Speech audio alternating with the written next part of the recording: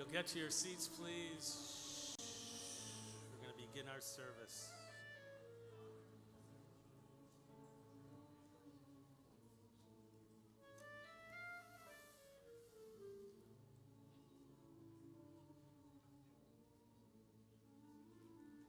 Eternal God, who calls us to repentance, we're grateful for the opportunity to answer your call, to forsake our sins, to turn to you with all our hearts.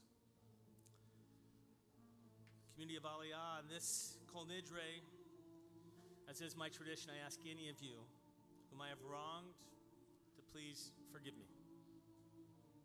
Please know that it was not intentional. I ask you to forgive me because I always want to be your rabbi.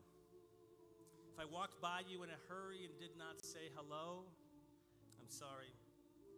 If I said something in jest and offended you, seemed insensitive, or caused you embarrassment, I apologize. If I didn't call you when you expected, I'm sorry. I'm sorry for any wrong I've committed. I ask for your forgiveness. But if this public apology is not enough, I want you to call me so we can sit and reconcile. I want the opportunity to hear your perspective and to learn, to be able to apologize and to be one with you again. I seek forgiveness so that we can be whole again as rabbi and as congregation. On this night of atonement, we all yearn to become better than we have been. For you, O Lord, have given us the great gift of atonement, enabling individuals and communities to return to you and to do your will.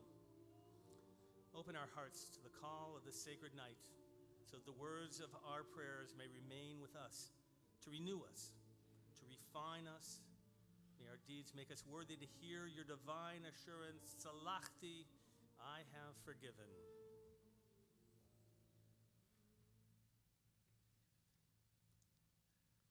I ask you to rise at this time, please, as we recite the blessing over the candles. Please join with me.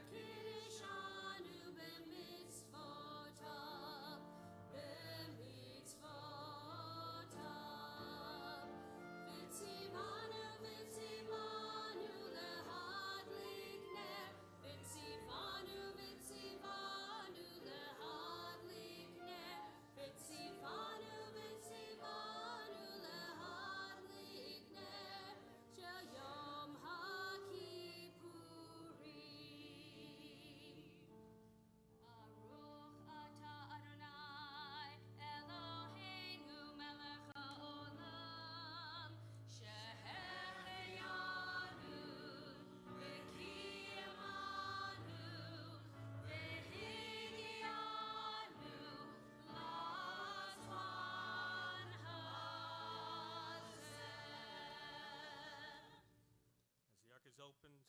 We can leave this on. As the ark is opened and we turn to Kol Nidrei, the first paragraph at the top of page 399 is an interesting paragraph. It's a paragraph that apparently was added at a time when you had Marranos and other hidden Jews who felt that they were in a sinful state and that they needed permission to come into the congregation to be able to pray as well. And this is their permission.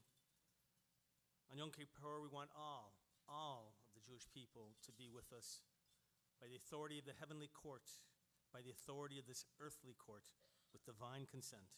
With the consent of this congregation, we hereby declare it permissible to pray with those who have transgressed. V'shiva shel mala, u'v'shiva shel mata,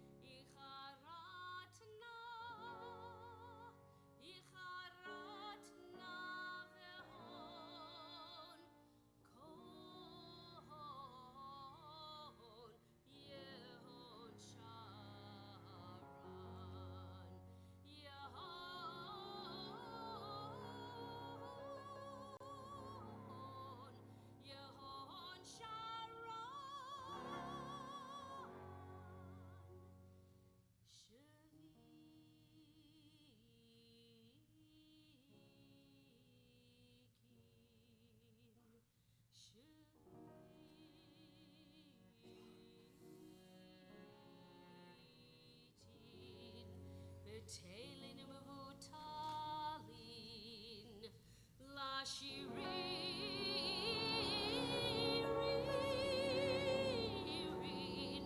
Vela Kayamin Nidrana La Nidrei Vesarana La Esare Ushavu Atana La Shavuot.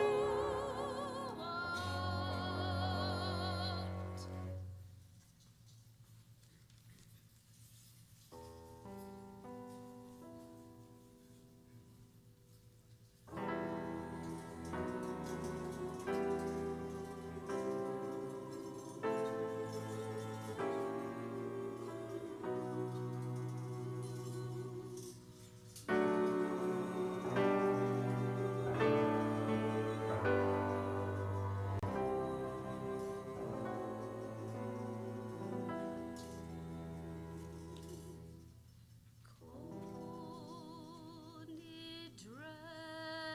Nidrei V'yasarei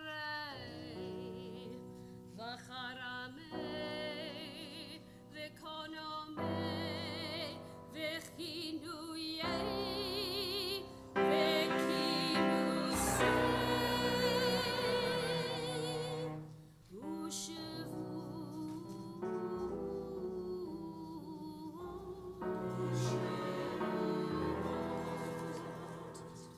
Din Darna Ureish Tivana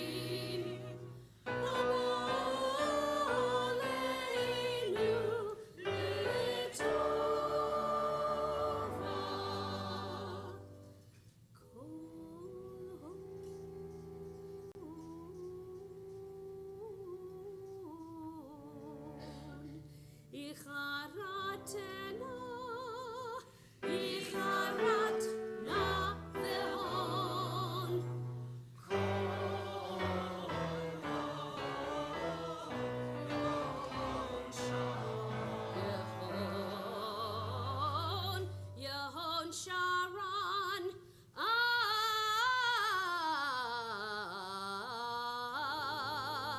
Yehon Sharon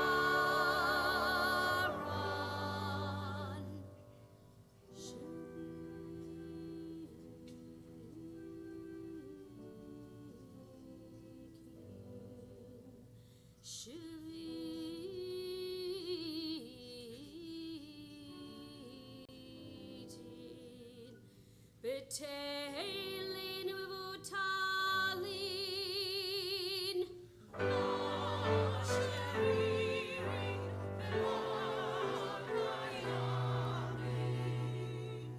Nidrana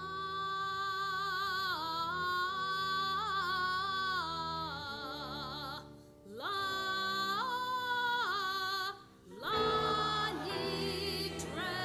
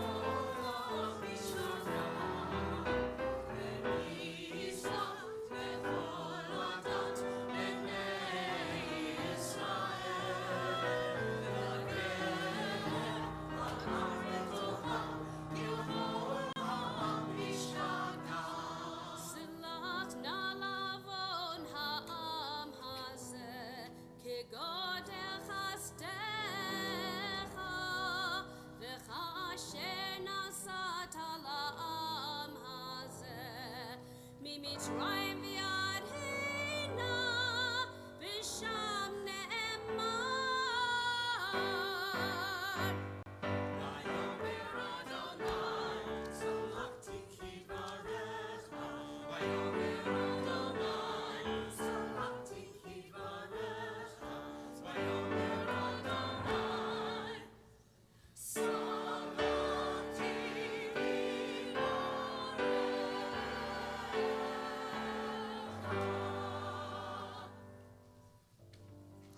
Baruch atah Adonai Eloheinu melech haolam שהחיינו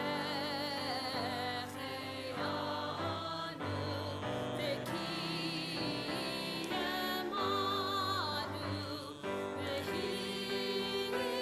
והגיענו לזמן הזה.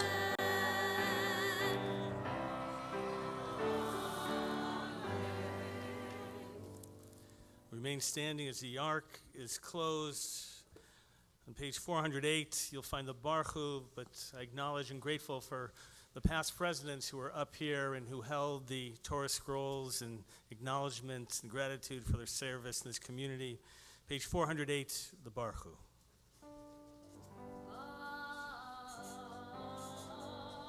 Baruch et Adonai HaMevorach.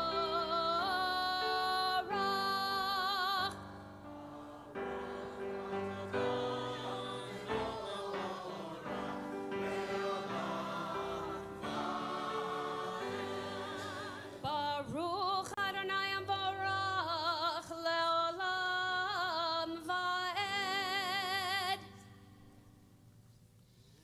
Umavir yom umevi laila.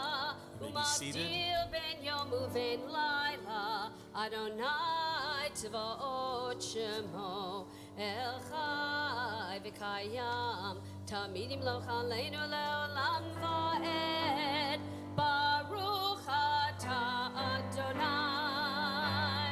Ay, ay, ay, ay, ay, ay, ay. Ay, ay, ay, ay, ay, ay. Ay, ay, ay, ay, ay, ay, ay, ay. Amariv, Aravim.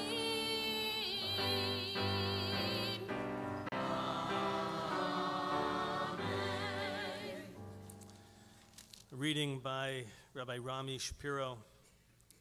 We are loved by an unending love.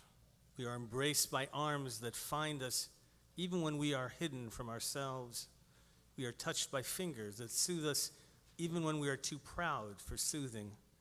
We are counseled by voices that guide us even when we are too embittered to hear. We are loved by an unending love. We are supported by hands that uplift us even in the midst of a fall. We are urged on by eyes that meet us even when we are too weak for meeting. We are loved by an unending love, embraced, touched, soothed, and counseled. Ours are the arms, the fingers, the voices. Ours are the hands, the eyes, the smiles. We are loved by an unending love. ואהבתך תסיר ממנו לעולמים. ברוך אתה אדוני אוהב עמו ישראל.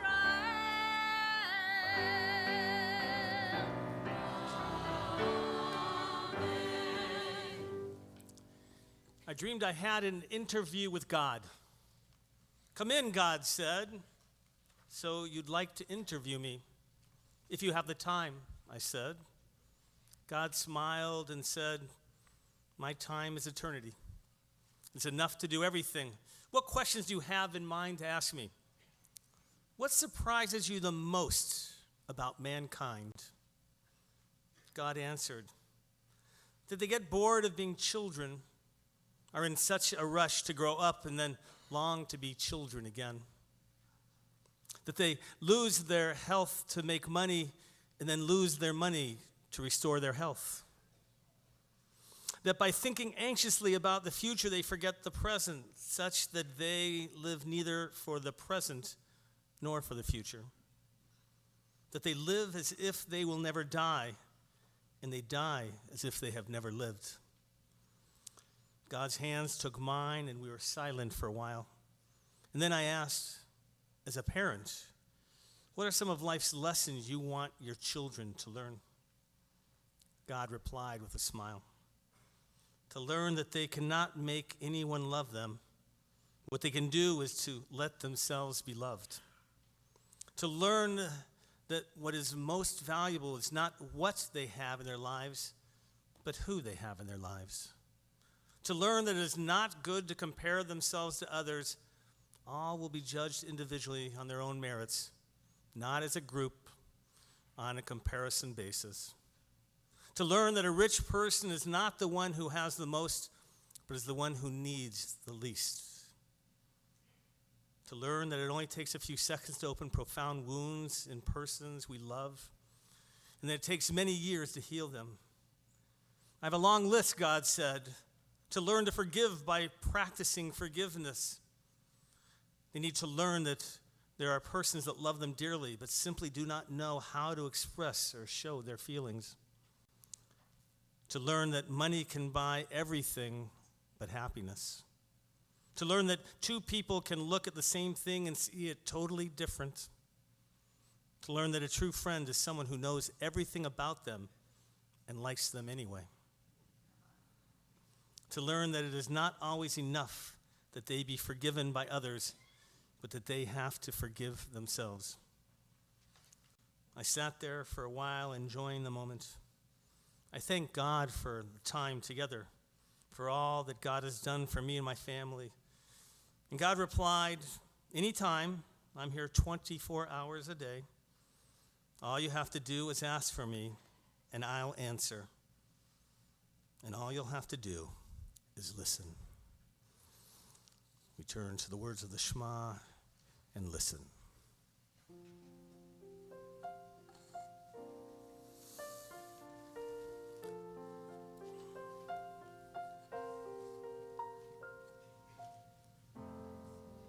Listen, Israel, Adonai,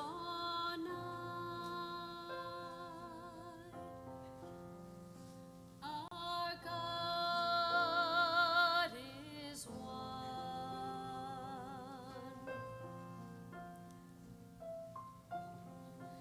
Listen, Israel, Adonai.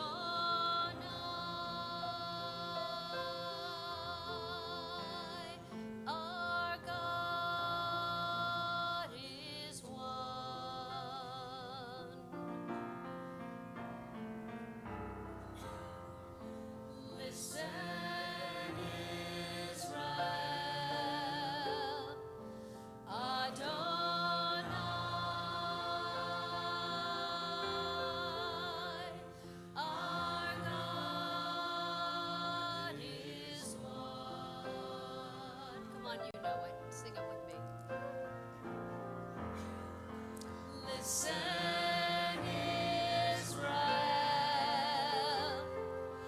Adonai,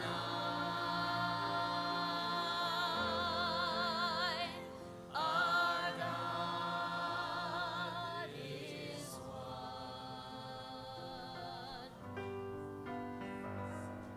Shema Yisrael, Adonai Eloheinu, Adonai Echad. Shema Yisrael, Adonai Eloheinu, Adonai Echad. Shema Yisrael, Adonai Eloheinu, Adonai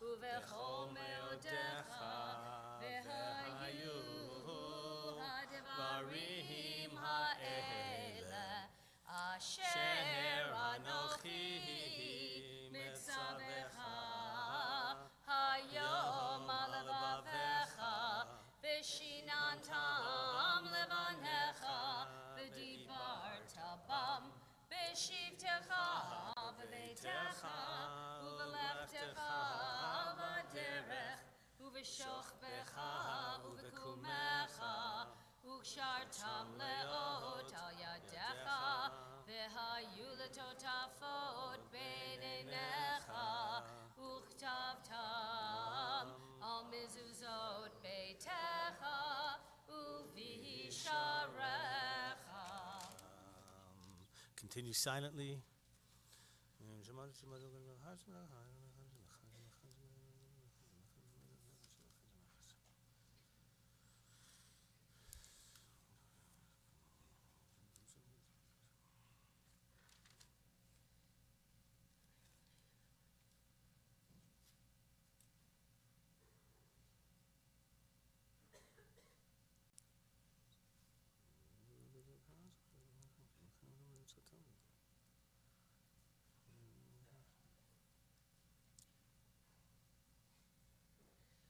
Adonai Elohechem emet. Continue. The next page, page 418 in the middle, the Hebrew.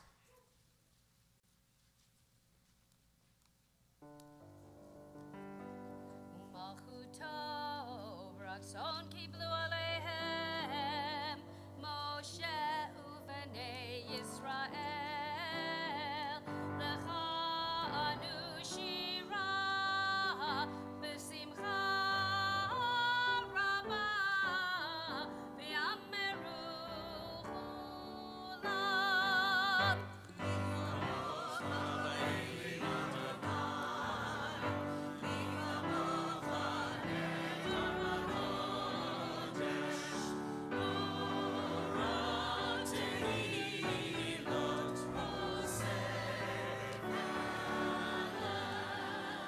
Malchutecha ra'u vanecha bokei hayam lifnei Moshe zeli anu v'yamru.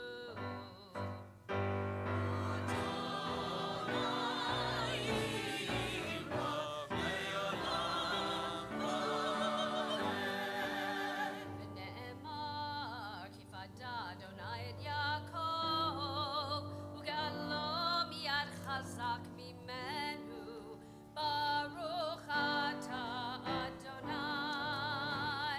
איי איי איי איי איי איי איי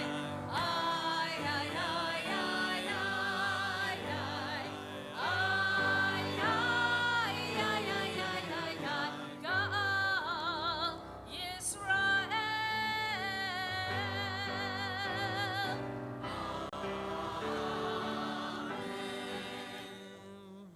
Page 420, Hashkivenu. So, don't be shy, okay? Don't listen to us. Listen to your hearts and sing with your hearts. Because it's not about me singing or them singing. It's about what we do together to make music and to pray.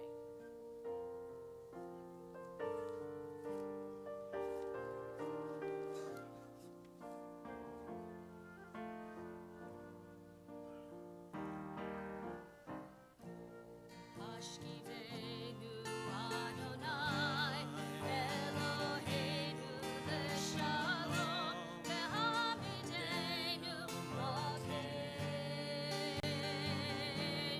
lechayim.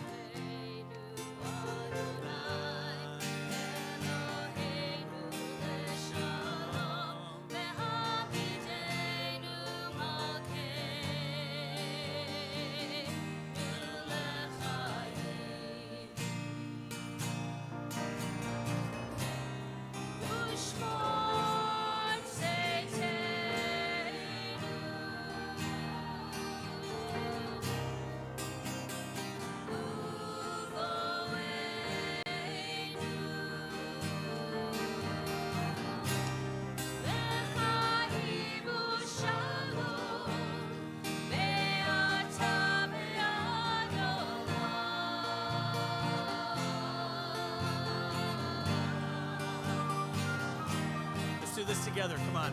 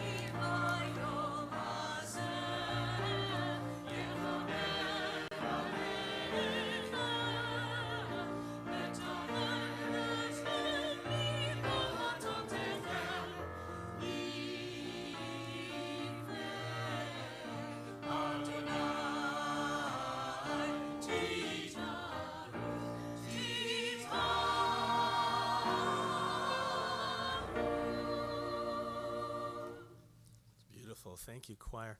My pleasure to call forward Julie Devine, our president, who actually was reelected and reinstalled for another 2-year term, and we're so privileged to have her. Going to share some words with us. Come on, Julie. Thank you, Rabbi Vogel. Good evening, everyone. It's nice to see you here again. So for the past 2 years, it was relatively easy for me to put together my thoughts about what I wanted to share with you. But this year was much tougher, and it really has kept me up at night trying to figure out exactly what to say. Simply put, this year really has challenged us. Our community experienced embezzlement and betrayal by a former employee, and our approach has been to be open, honest, and forthcoming with information. In addition, we were rocked by the Shabbat shootings at synagogues in Poway and Pittsburgh. Those were 2 horrifying events that forever changed the way we view our safety, not just on Shabbat, but anytime we're on campus here. Our staff and league leaders scrambled to make adjustments to the reality of our changing security needs. Then, on a personal note, on November 5th of last year, my mother-in-law passed away. With the help of our Aliyah clergy and community, we gave a beautiful send-off to a beautiful woman. And then the next morning, we awakened to the news of the borderline shooting in Thousand Oaks, and then later that day, the Woolsey fire started. And since we live in West Hills off of Valley Circle, the shivas that we had scheduled for my mother-in-law were uncertain due to road closures and evacuations. And really, the whole series of events was just almost too much to handle. And finally, there was the very recent passing of Annie Dater, longtime dedicated and beloved congregant and past president of Teba Aliyah and Women of Aliyah. Annie was a dear friend and a mentor, not just to me, but to many members of our congregation, and she was the Aliyah maven. And the synagogue is a better place because of her. I think any one of those events would have been enough for 1 year. I don't know about you. And as I was writing and reflecting on the past year, I remembered images of the rebirth of the Santa Monica Mountains that I saw on Instagram. I follow the hashtag Santa Monica Mountains. I recommend you do that too. After the rains, visitors to the area were posting photos of amazing regrowth of beautiful flowers, partially burned plants and trees and other vegetation, along with birds and squirrels and other animals. And it gave me hope. The Instagram photos reminded me of how resilient Mother Nature is. Our earth suffers devastation and somehow bounces back even stronger. It's truly amazing. And I got to thinking, our earth is just like, I should say this otherwise, Temple Aliyah is just like our earth. We are bouncing back through learning and change, and because of this, we are stronger. We have new financial and security protocols that have allocated more resources to these areas to ensure the safety of our assets, our congregants, our students, and our clergy. During the wildfires, staff and clergy reached out to members living in the evacuation areas to see how Aliyah could be of assistance. And in addition, many of our members reached out on Facebook and other social media methods, letting people know that they had room in case somebody needed a place to stay or any kind of support. Did you know that we have some congregants that took the initiative and formed TNC, the next chapter, because they saw the need to organize programming for empty nesters? In addition, we also have a college outreach program and a new millennium program guided by Rabbi Golkow. All these things are ways that congregants and our professional staff are using their ingenuity to create vehicles to strengthen our relationships. In addition, the second phase of our visioning will be coming in the coming months. That's not right, but will be coming very soon. In addition, I would also like to thank those who have already volunteered to help with this second part of this project. We've learned a lot from the first phase, and we really are starting to get a feel for what you all want in a synagogue. Based upon our focus groups and survey results, we've already begun making changes to the early childhood education program and our Severn Center for Jewish Learning and Living. We know that making our preschool and religious schools top-notch is the key to success for our synagogue. I'd like to talk a moment about our board of directors. You should know that your volunteer leaders are the best of the best. It takes special people to sacrifice their time for this responsibility, and I am so grateful to work with a group that is so enthusiastic, selfless, and they love Temple Aliyah, and they are fully dedicated to this synagogue. Especially given the past events of this year, you would all be very proud of how they responded with their time and their wisdom. In the meantime, I'm feeling very confident that Aliyah is on a path to renewal. We are like the Santa Monica Mountains. One of the flowers that has bloomed for us is the imaginative genius of our creative director, Ben Vorspan. Along with our lay leaders, Ben is breathing new life and color into our shul through marketing materials and programs designed to uplift us and inspire us. And I've been saying this for a while now. Ben has been unleashed, so fasten your seatbelts. There are still other signs of renewal here at Aliyah. I am pleased to announce that in March, Rabbi Vogel will be installed as president of the Rabbinical Assembly, which is the governing organization of conservative rabbis. Yes. He doesn't like that. Rabbi Vogel has worked tirelessly to reshape the conservative movement nationally and will now take his work to an international level. And we should all be very, very proud.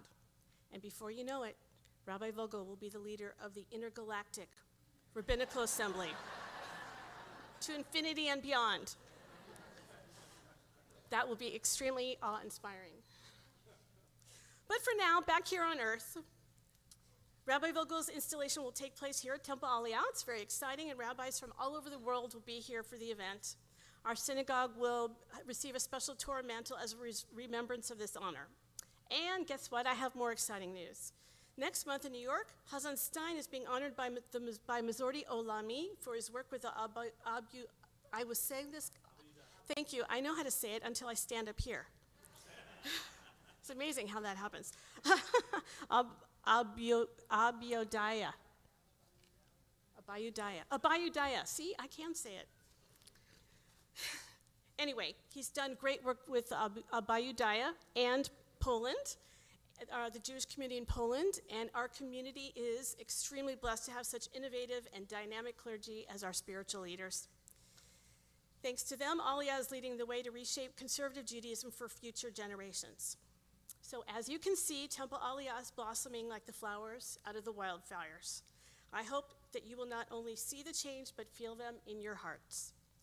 We're about community, sharing good times and bad times, and making the world a better place. And I've said this before, and since I'm standing up here right now and have a big old microphone here, I'm going to say it again. Temple Aliyah is in my heart. And I would like to share one of these examples. One rainy Saturday this past winter afternoon at a kiddush lunch, a bunch of us were sitting around after Shabbat services. We were chatting, and I stopped to look around, and everyone was very, very relaxed. Our tummies were full. We had tuna fish and egg salad and cookies, and the coffee was very hot. The rain was gently falling outside. The room was cozy. We were all comfortable.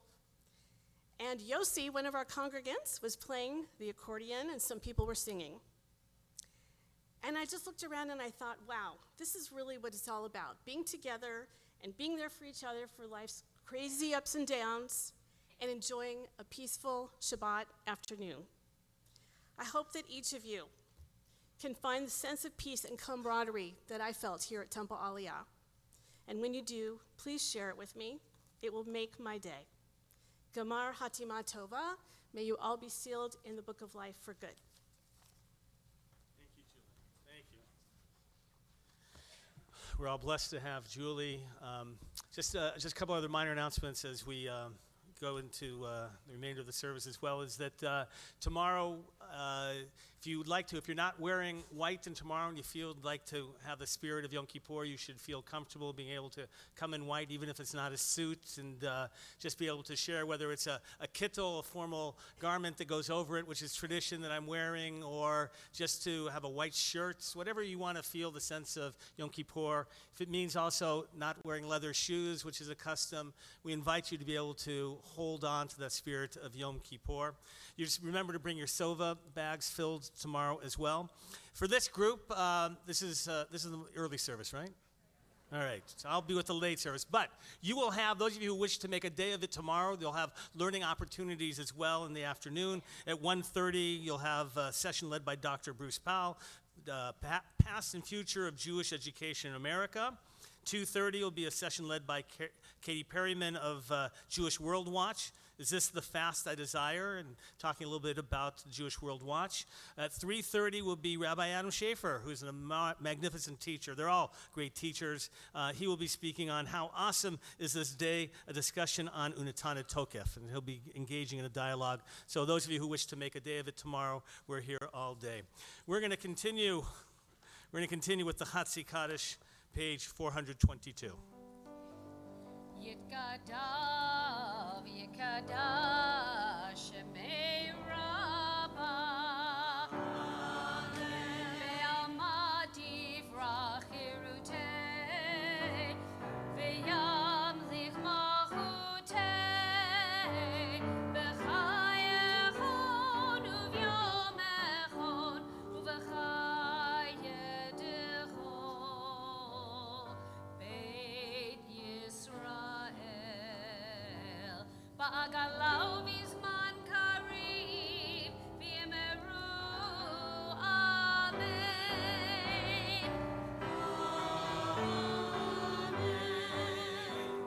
Yehi Shmei Rabbah Mevorach, Le'olam u'olmei Omaya,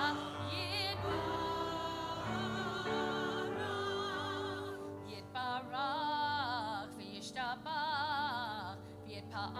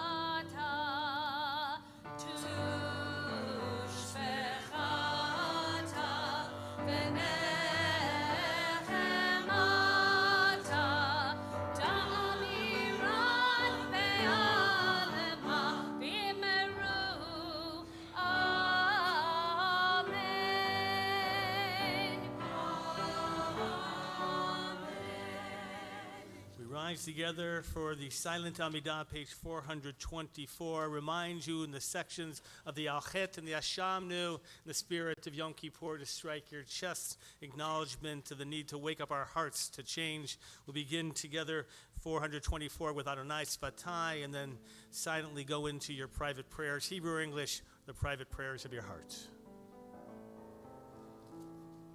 Adonai Sfatai Tiftach Ufi Ani Tehilatecha. Adonai, open up my lips that my mouth may declare your praise.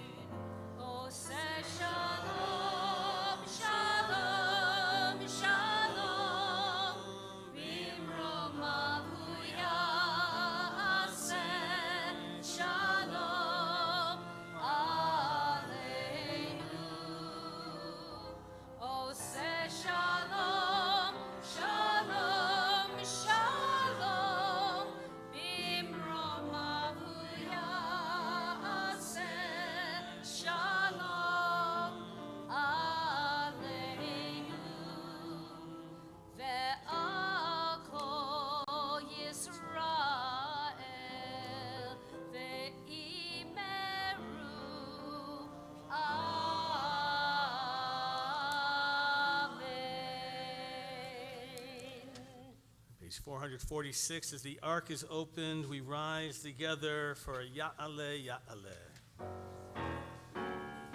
Ya'aleh, Ya'aleh, Ta'aleinu, Me'erev,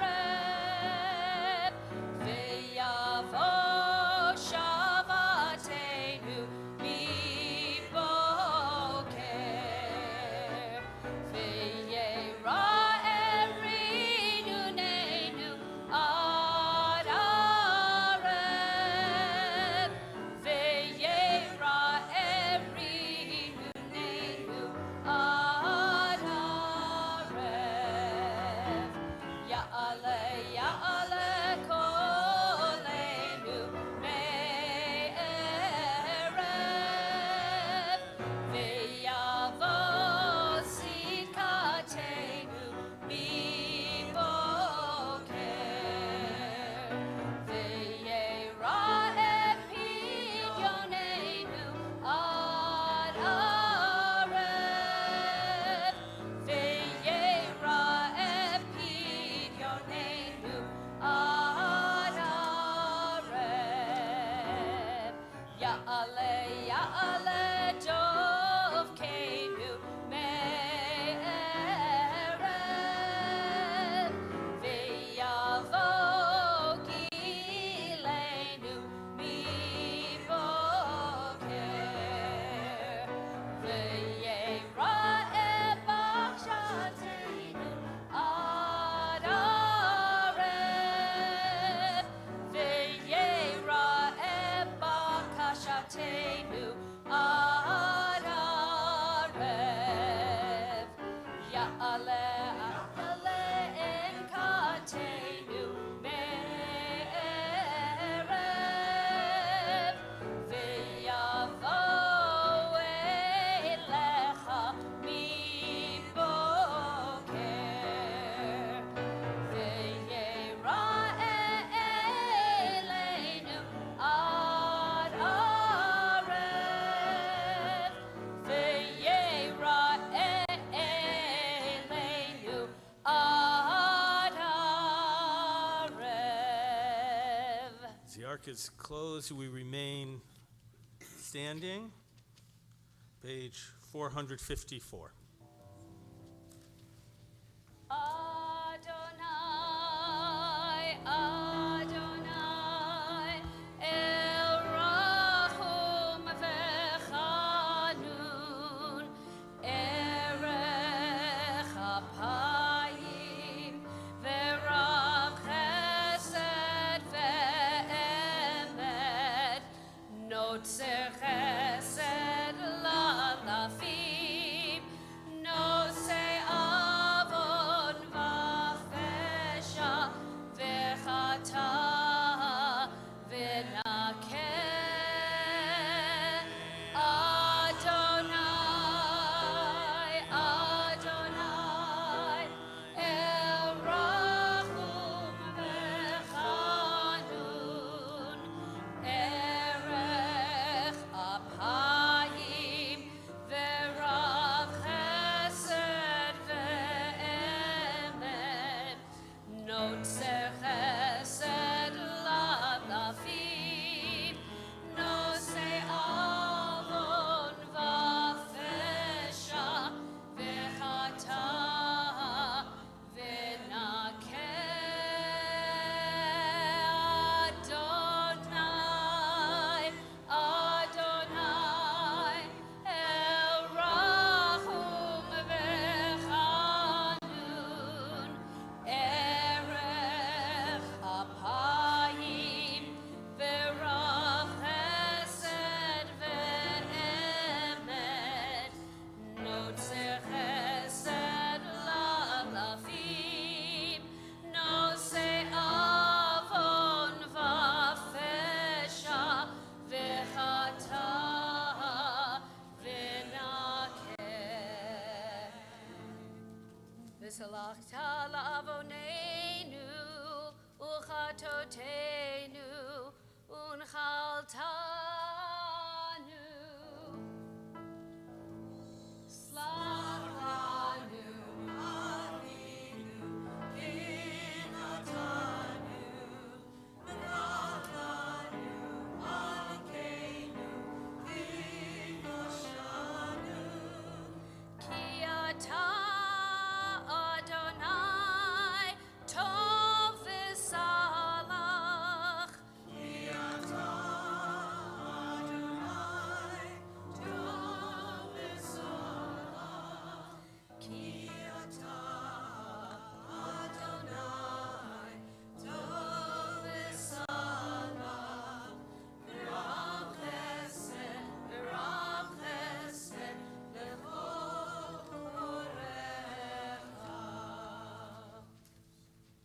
may be seated.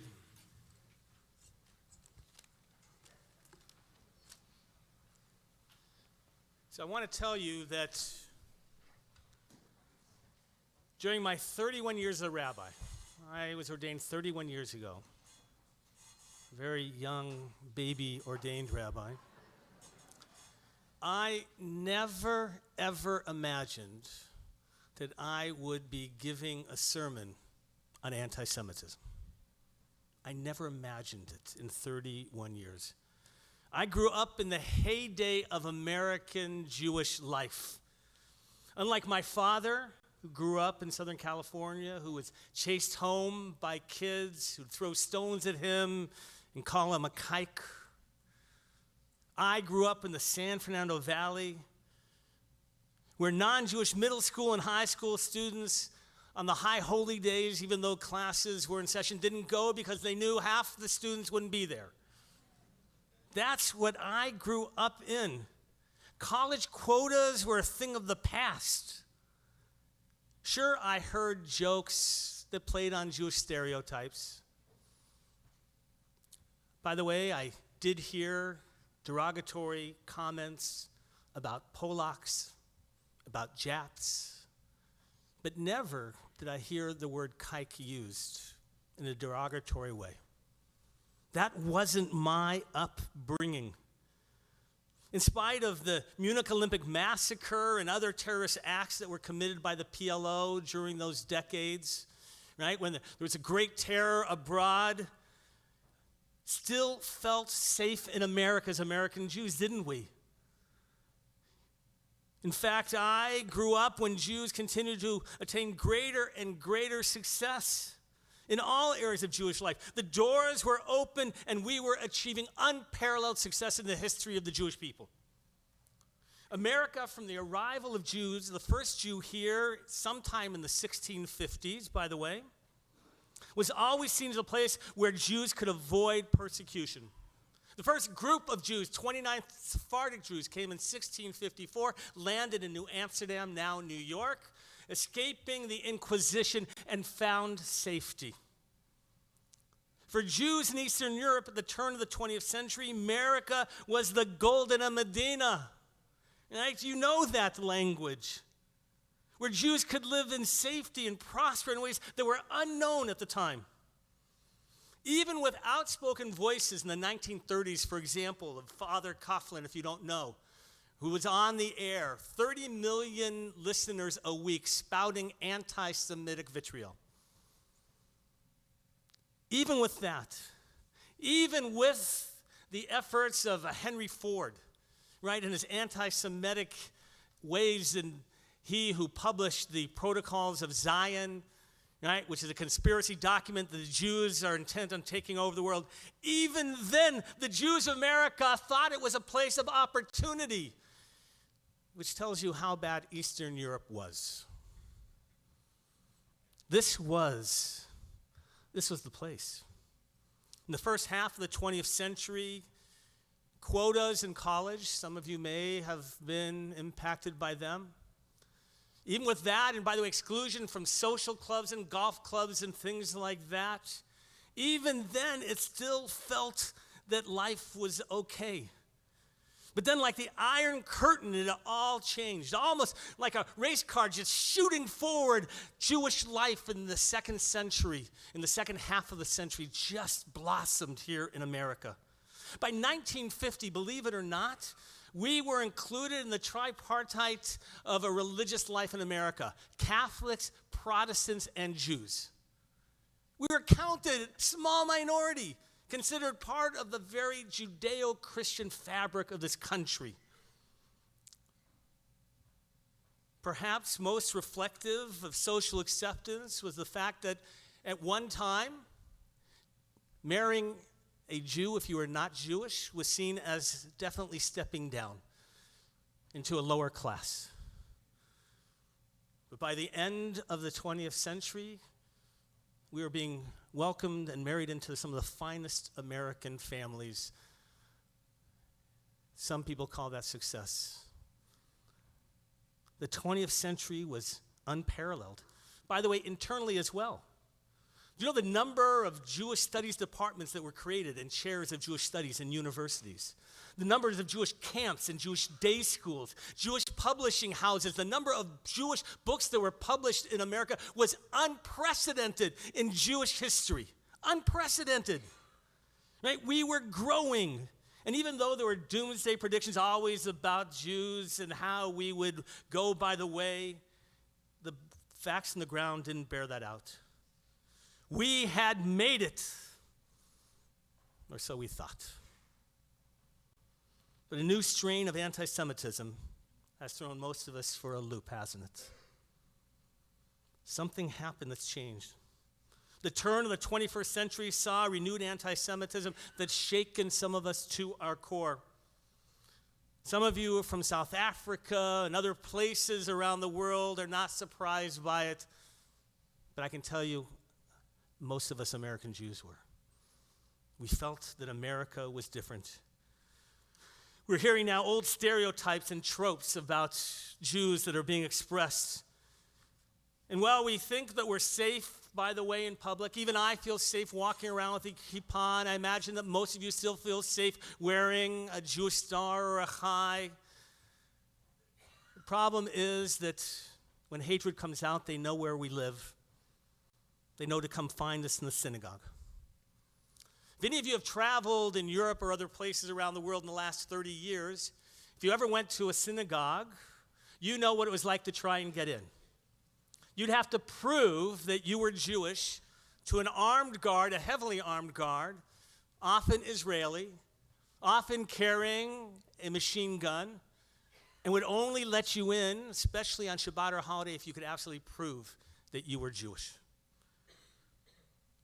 And when we'd come back, we would think how lucky we are as American Jews that things were different here. I never thought that I would be in a synagogue where we require 3 guards daily, 2 of them armed, and even more so on the high holy days. So what happened? Well, there's 2 great books I encourage all of you to read. One by Emory Professor Deborah Lipstadt, and the other by Barry Weiss, who is currently on the staff of the New York Times. They're both phenomenal books to read. Lipstadt's book came out a couple months ago, and Barry Weiss's just a couple weeks ago. I actually had to be in the advanced list to try and get a copy to prepare for this sermon. Deborah Lipstadt comes from a tradition of the academician who has written about anti-Semitism, about the Holocaust. That was her specialty. And so she comes with an understanding of what that means. And for her, the turning point in American life, what woke her up, was Charlottesville.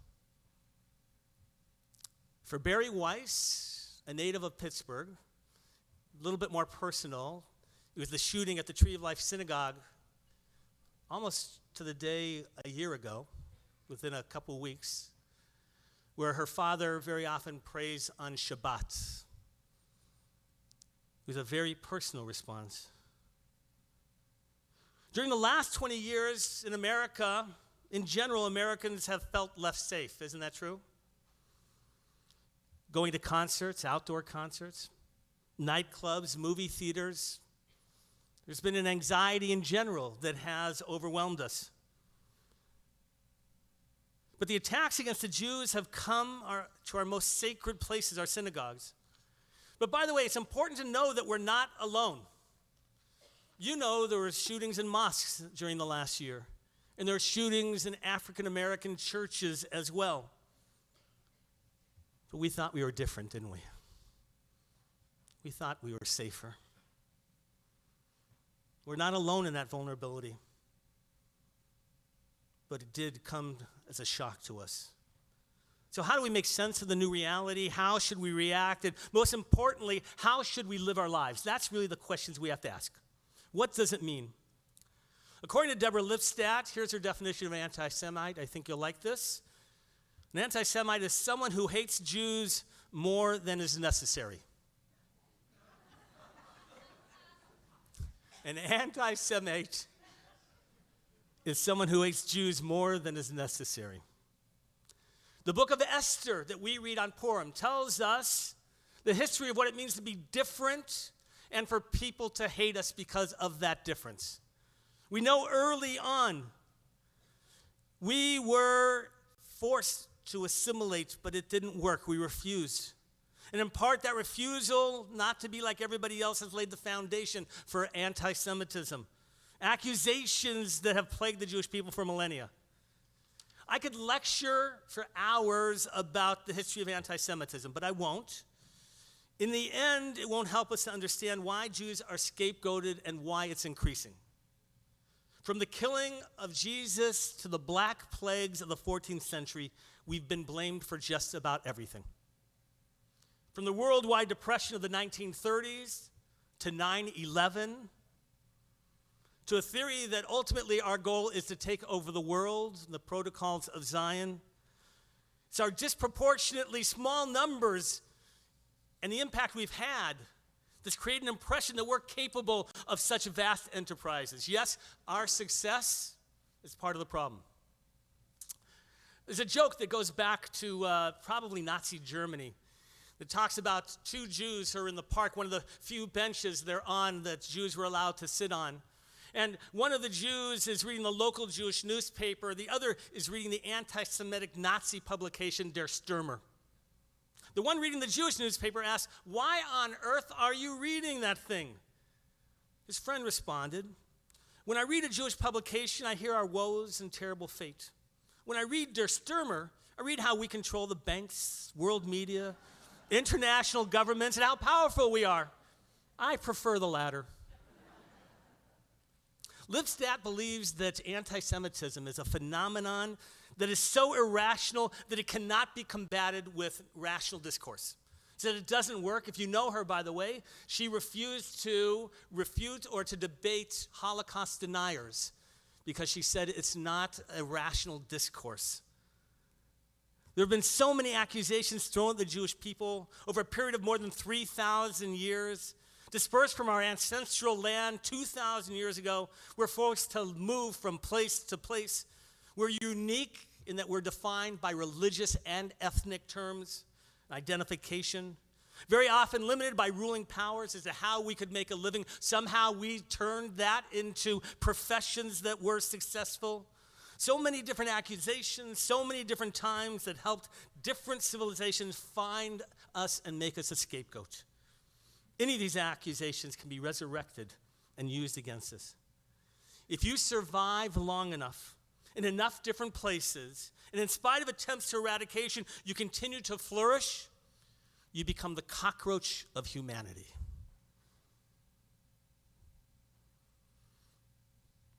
In the words of Barry Weiss, she wrote, "Anti-Semitism successfully turns Jews into the symbol of whatever a given civilization defines as its most sinister and threatening qualities. When you look through this dark lens, you can understand how under communism, the Jews were the capitalists, how under Nazism, the Jews were the race contaminators, and today when the greatest sins are racism and colonialism, Israel, the Jew among the nations, is being demonized as the last bastion of white racist colonialism, a unique source of evil, not just to the region, but in the world. Whatever role the Jews are needed for, well, that is the part they are forced to play." The words of Barry Weiss. So what is new about the recent anti-Semitism? Well, Deborah Lipstadt acknowledges that there has always been what she calls polite anti-Semitism. People who would joke, undertones of anti-Semitic stereotypes, but there was no real harm because they didn't seek to physically harm us at all. It was a polite talk that took place in the living rooms. Whether it was the perpetuation of Jewish stereotypes or portraying particular Jews in unfavorable language, there were subtle undertones. But now, they are turning into new expressions of anti-Semitism.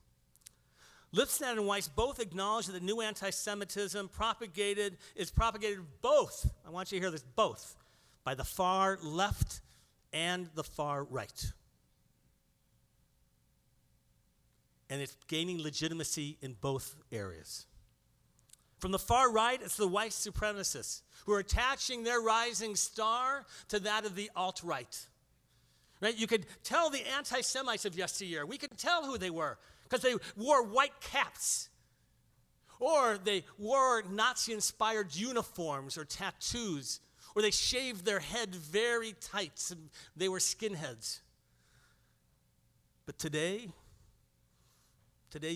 anti-Semites don't look like that because they're trying to gain legitimacy. They're not being shunned in the same way they were because they're not so readily identifiable. The ones we need to worry most about are the ones who are seeking legitimization, and we need to call them out.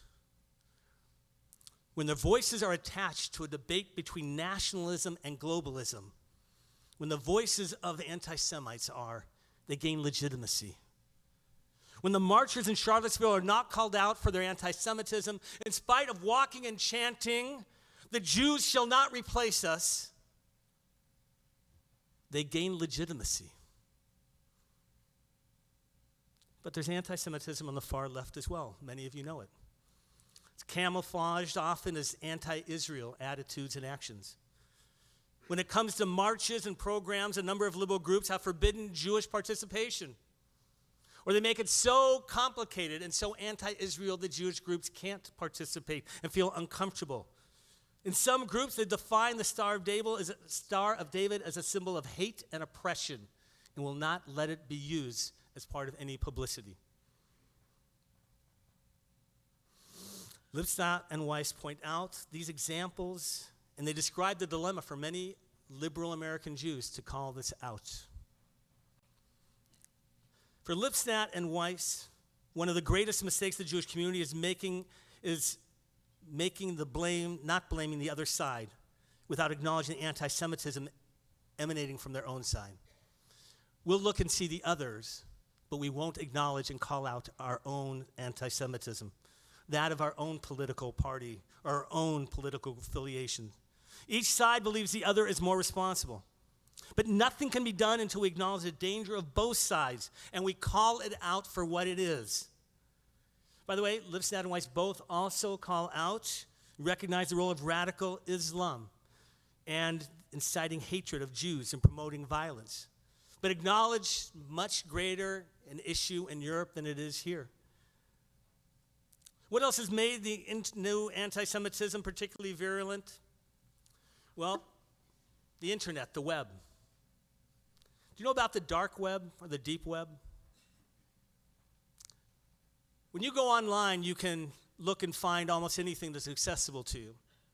But the dark web, it's accessible it's inaccessible to search engines. And the deep web is actually only accessible by special software that you have to find it. And that's where these anti-Semitic groups are finding themselves and finding one another. Some of you might have heard 8chan, a bulletin board for extremists. If you haven't heard, have you heard of it? Some of you have. Mark, Donnie, I know you have. It's a very dangerous place.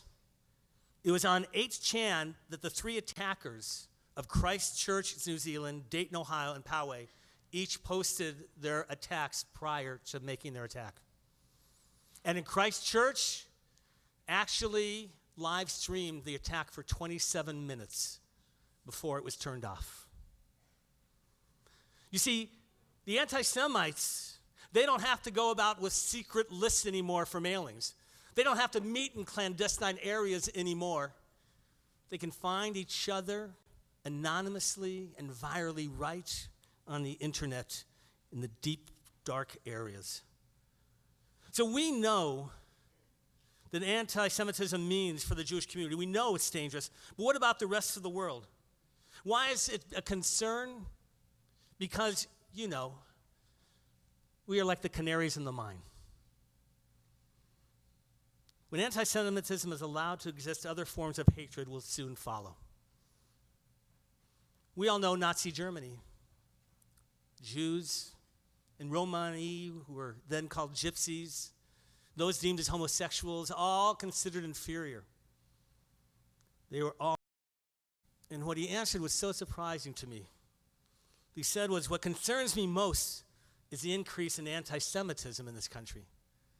You see, your people have been here for 200 years, have worked for the benefit of this country, have inspired it in so many ways. And if there's still anti-Semitism, what does it mean for my people? One response to anti-Semitism is to oppose all hatred and racism. That's what we have to do. We can't tolerate any of it. Because when we espouse hatred of one group, we're providing a permissive place for the hatred of Jews, and that's important for all of us to know. When we accept hateful speech about Muslims as a group or Mexicans as a nationality by anyone, we're creating an unacceptable government for environment for anti-Semitic comments as well. We have to stand up against all forms of hatred. So what are we to do?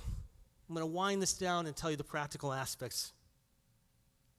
We must call out anti-Semitism when it occurs so that no one can make a mistake and not find it for what it is. We used to believe in the shadow of the Holocaust that everybody would call out anti-Semitism, but it's not the case anymore. But calling out anti-Semitism was more complicated than we would like, because drawing attention sometimes exactly what they want. So we have to know when it's important to call it out and when not to. We must also be careful not to overreact. For Lipstadt, she writes, sometimes a swastika is just the act of a stupid teenager and not an anti-Semitic threat. We have to understand the real threats of anti-Semitism. In addition to speaking out against forms of hatred, we must form alliances with religious groups. And that's what we've done here at Temple Aliyah with St. Bernardines and with the Greater Zion Church in Compton. And by the way, each one is a different type of relationship. Father Mack years ago and now with Father Michael, our relationship has actually taught them that their scriptures often don't portray Jews in the best language. And while they understand it and have tried to nuance it, they understand in a different way. And will be able to teach it differently. That's important.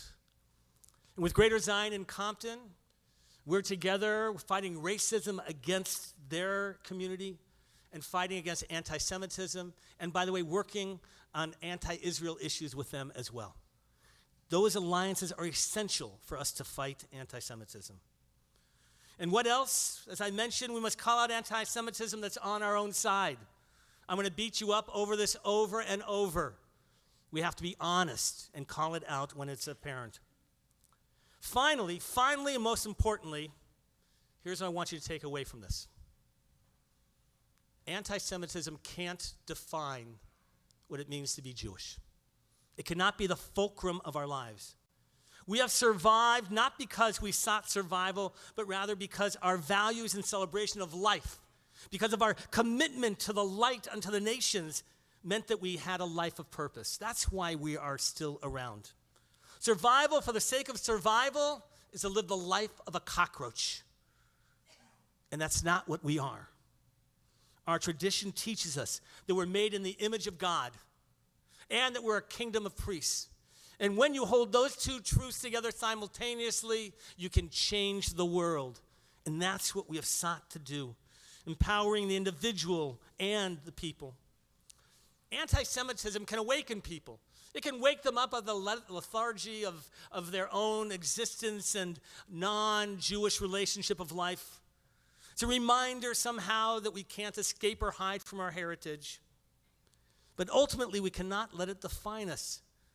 Because although we must live with anti-Semitism, we can't live in it. It can't define who we are. In the words of Barry Weiss, Jews did not sustain their magnificent civilization because of the anti-Semites. They sustained it because they knew who they were and why they were. They were lit up not by the fires from without, but by the fires of their souls. Sure, we now have to have armed guards. But if you really want to fight anti-Semitism, live a Jewish life of meaning. Celebrate our holidays because they celebrate life and convey values. From the importance of freedom on Passover, the importance of education on Shavuot, our values are transmitted through our Jewish life. We're people of the book, so read our books. Transmit them to your children and grandchildren. The beginning of Shabbat. Don't you lift up a cup of wine, those of you who celebrate the sweetness. You see, we know how to sanctify time and to make it sweet. We're going to conclude the high holy days, not today, by the way, or tomorrow, but really with Sukkot. And what does Sukkot symbolize? It symbolizes that we take our Jewish life out into the world. We go outside our homes and we build a life, we build a sukkah, and we celebrate. Ultimately, anti-Semitism is not a threat to our survival as much as losing our purpose. That's when we'll be lost.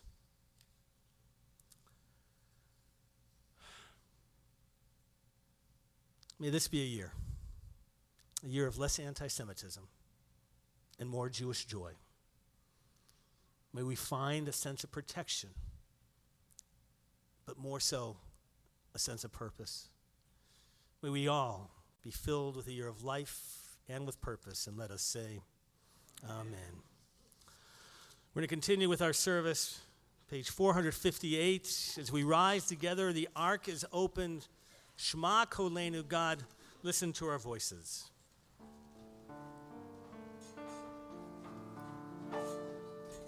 Shema Kolenu, Adonai Eloheinu, Chus v'rachem aleinu, v'kabel berachamim, v'kabel berachamim, u'v'ratzon et tfilateinu, et tfilateinu, u'v'ratzon et tfilateinu, et tfilateinu.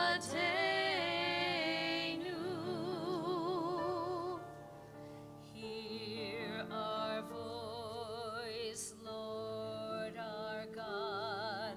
Spare us, pity us. Accept our prayer in your gracious love. In your gracious love. U'v'ratzon et tfilateinu, et tfilateinu,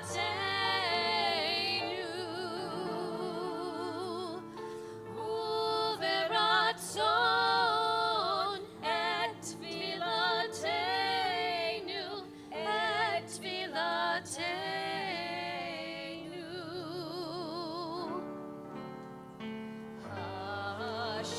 Hashivenu, Hashivenu, Adonai Elecha,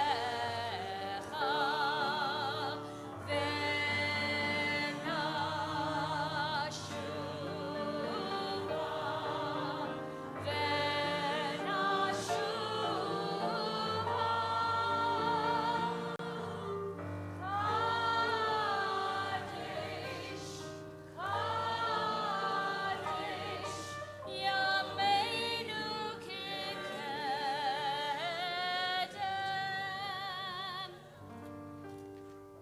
Al tashlichenu milfanecha, veruach kodshecha, al tikach mimenu.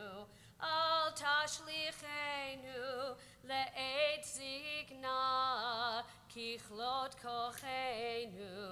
Al ta'azvenu, Adonai Eloheinu, al tirchach mimenu. As the ark is closed, we remain standing. Page 462. We're going to do Ashamnu, page 462. Ay, ay, ay, ay, ay, ay, ay, ay, ay, ay, ay, ay, ay, ay, ay, ay, ay.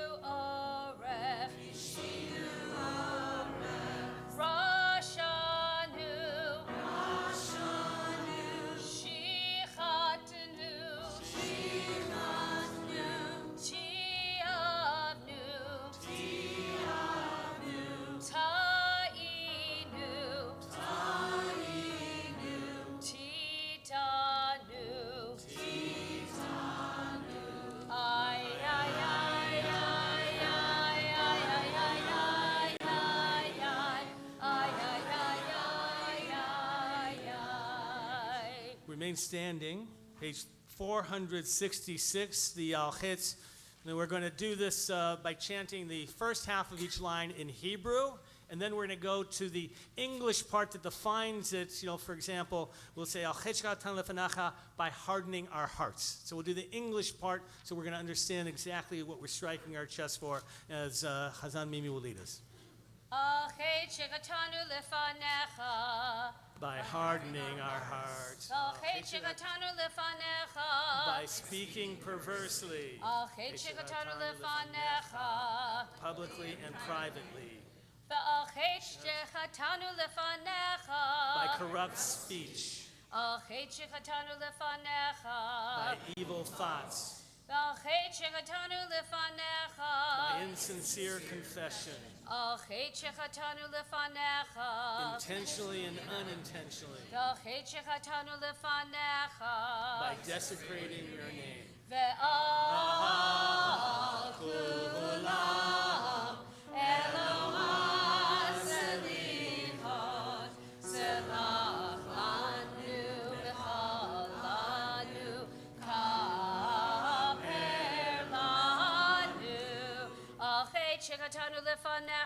By foolish talk, knowingly and unknowingly, by bribery, by slander, in eating and drinking, by false pride,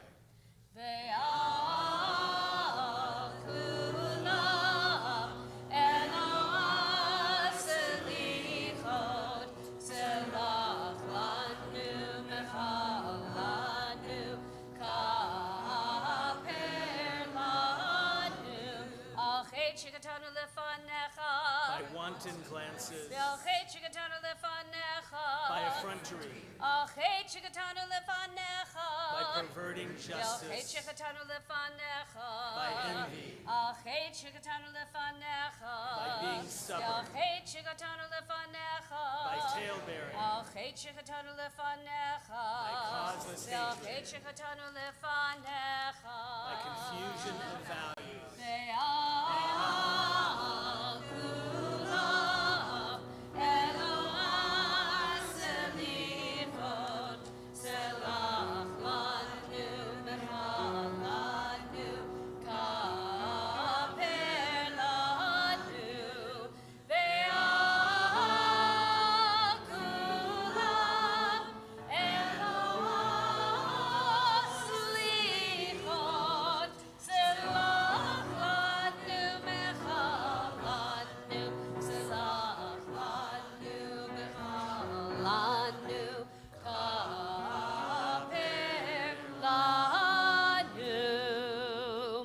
Ark is opened, page 472. Avinu Malkeinu.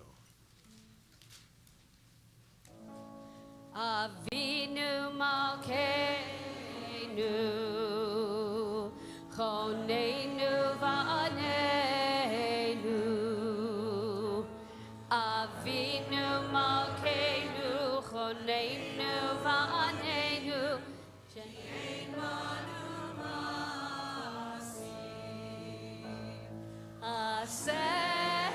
Seimanu, Tzedaka v'chesed.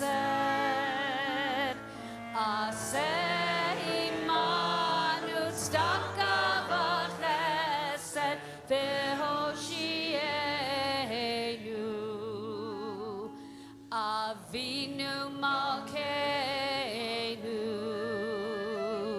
Choneinu Va'aneinu. Avinu Malkeinu, Choneinu Va'aneinu, Ki ein banu ma'asi. Avinu Malkeinu, Avinu Malkeinu, Lanu Lachel, Tavinu Alata, Avinu Malkeinu. Avinu Malkeinu, Avinu Kadem Sefer Chaim, Avinu Malkeinu, Kavreinu Sefer Chaim Tovim.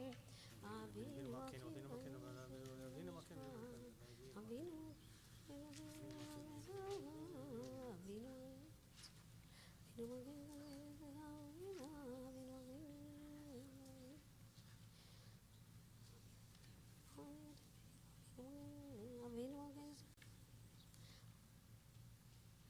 Avinu Malkeinu, Choneinu Vaneinu. Avinu Malkeinu, Choneinu Vaneinu, Ki ein banu masim. Aseh imanu, tzedaka v'chesed. Aseh imanu, tzedaka v'chesed, v'hoshienu. Avinu Malkeinu, Choneinu Vaneinu. Avinu Malkeinu, Choneinu Vaneinu, Ki ein banu masim. As the ark is closed, you may be seated. Page 476, Kaddish Shalem. Yitgedal v'yikeda shemei Rabbi. Yamad yivrach yerutei v'yamlich malchutei b'chayachon v'yamachon uv'chayei d'chol Beit Yisrael v'agalau v'zman kari v'imeru. Yehei shmei Rabbi mevarach le'alam lamel mayayit. Barak v'yishvach v'yitbar v'yitram v'yitnaseh v'yitalal shemei dekudashah. Barichu le'ela mikol birchata v'shirata tush b'chata v'nechemata damiran be'alama v'yimeru. Titkabal salotahon uvatahon dechol Yisrael kodam avohon devishmaya v'yimeru. Yehei shalom araba min shemaya v'chayim aleinu v'el kol Yisrael v'yimeru. Oseh shalom b'brama v'ya'aseh shalom aleinu v'el kol Yisrael v'yimeru. Rise together, Aleinu, page 478. Aleinu l'shabeach Adonai v'teiknu v'le'oser breshit shelo asanu goyei ha'aratzot ve'lo zamanu v'yishtagadam shelo sam elkeinu kanem ve'gor aleinu yechol ha'olam v'anachnu gorim u'nishtabim modim lifnei melech malchei hamlavim hakadosh baruch hu. Shinu shemayim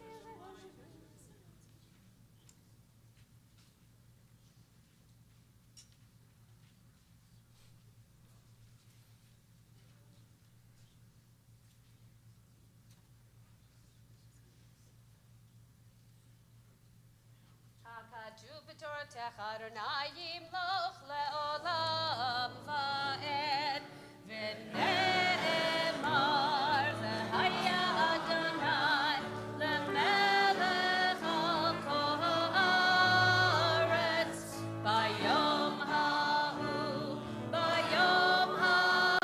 yiyeh Adonai echad u'shemo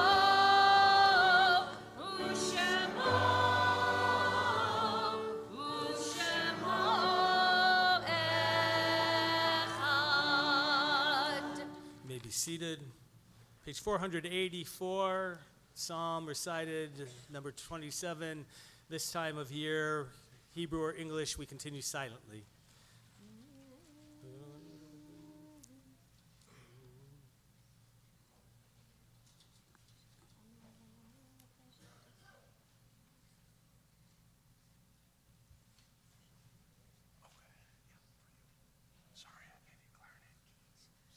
Luleh monti lirot betuv Adonai be'eretz chai.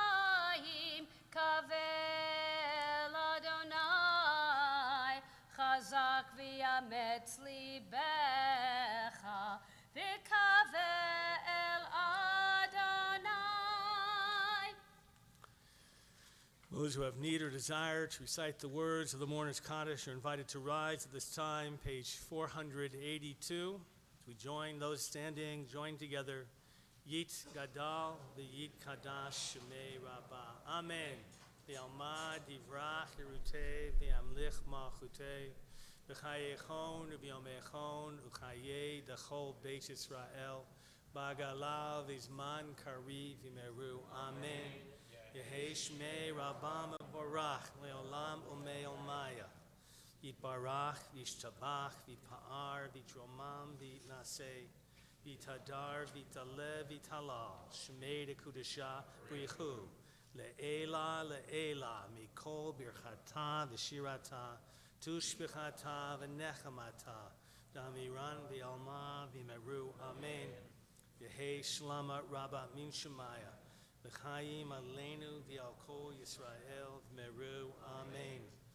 Seh Shalom b'Imromav Hu Yaseh Shalom Aleinu v'Al Kol Yisrael v'Meru. Amen. You may be seated for a moment. Gave you all the announcements earlier. Just a quick story. Joan, the town gossip, self-appointed supervisor of the town's morals, recently accused George, a local man, of having a drinking problem because she noticed his pickup truck outside the town's only bar one morning. After all, she reasoned, it was logical assumption. George stared at her for a moment and said nothing. Later that evening, he parked his pickup truck in front of her house and left it there all night.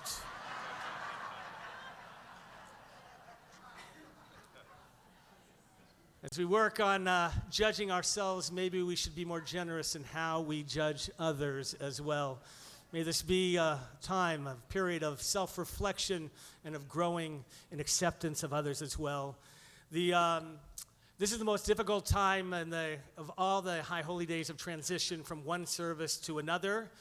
So we'll appreciate, we're going to do Adon Olam, but we're going to let you exit at that time. We're actually going to call this a practice fire drill. So what we're going to do is we're going to allow you to go out, but we're going to do it to Adon Olam. We're going to be led by the choir, and tomorrow we'll have a chance to talk Gemar Chatima Tova and Tzom Kol and Easy Fast. Adon Olam, let's join together.